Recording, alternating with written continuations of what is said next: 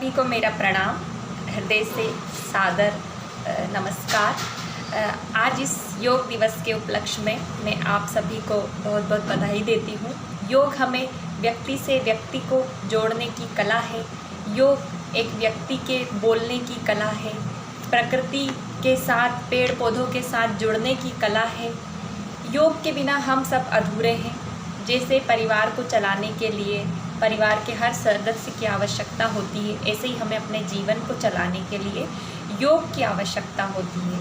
और एक योगी जिसका मानसिक, शारीरिक, आध्यात्मिक बल एकजुट होकर काम करता है, वो व्यक्ति एक बहुत अच्छा व्यक्तित्व का निर्माण करता है। वो एक अच्छे समाज का निर्माण करता है और समाज से एक अच्छे राष्ट्र का निर्माण होता है।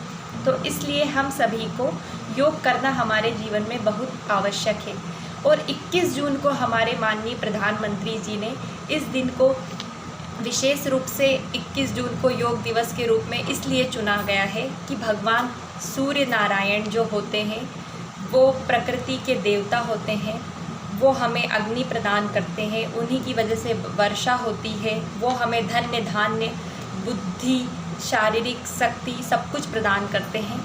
इसलिए सूर्य के समक्ष खड़े होकर हमें अब आसनास, योगा, प्राणायाम, आसन, ध्यान करने से भगवान सूर्य प्रसन्न होकर हमें दीर्घ आयु, हमें अच्छी मानसिक बुद्धि प्रदान करते हैं, शरीर में तेज प्रदान करते हैं। तो योग हमारे जीवन के लिए बहुत आधारभूत अंग है। भगवान श्री कृष्ण ने भी गीता में कहा गया है कि मैंने जब सृष्टि का आदि और अंत कभी नहीं हुआ, तब जब पृथ्वी की उत्पत्ति हुई थी, तो मैंने प्रारंभ में सबसे पहले भगवान सूर्य को ही ये अपना गूढ़ रहस्य योग तत्व ज्ञान दिया था।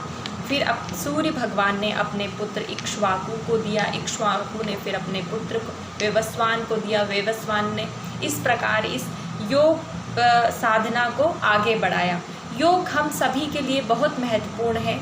हर व्यक्ति, हिंदुस्तान की संस्कृति की आधारभूत शिला ही योग है।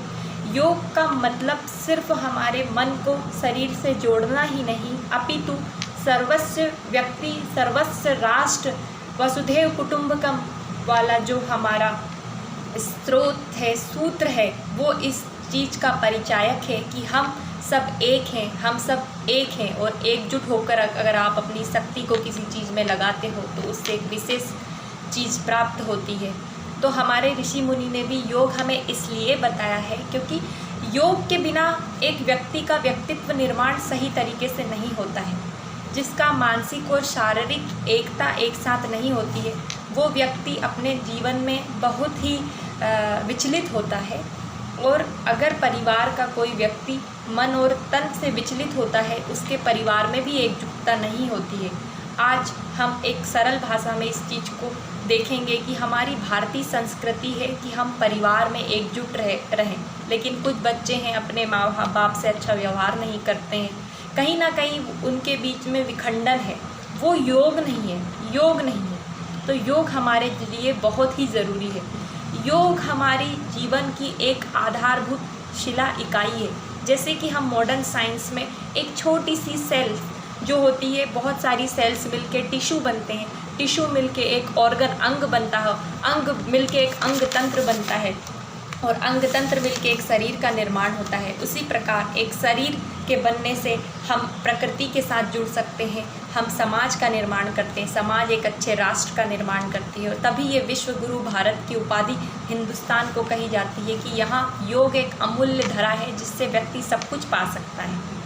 मेरे जीवन में योग का बहुत ही महत्वपूर्ण योगदान है। एक मानसिक, आध्यात्मिक, शारीरिक बल प्रदान करता है। बिना वेदाम, बिना गीताम, बिना रामायणम कथाम, बिना कवि कालिदासम भारतम भारतम नहीं। ये हमारी हिंदुस्तान की संस्कृति है जिसमें वेदों ने योग के बारे में गुणगान किया है। योग के माध्यम से भगवान सूर्य नारायण को हम योग गुरु मानते हैं। भगवान शिव ने भी योग गुरु माना है। भगवान कृष्ण ने शिव भगवान कृष्ण का ही अंश अवतार है। उन्होंने फिर हठ योग, बहुत सारा योग दिया है अपने अलग अलग प्रारूप में।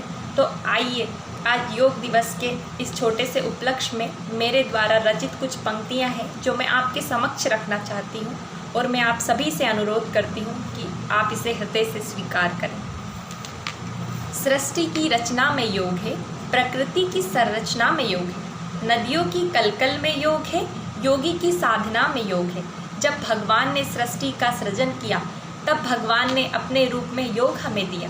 प्राणी की श्वास में योग है, कोयल की वाणी स्वरों का संयोग है, जीवन की हर प्रयास में योग है, तपस्वियों की तप में भक्ति का संयोग है।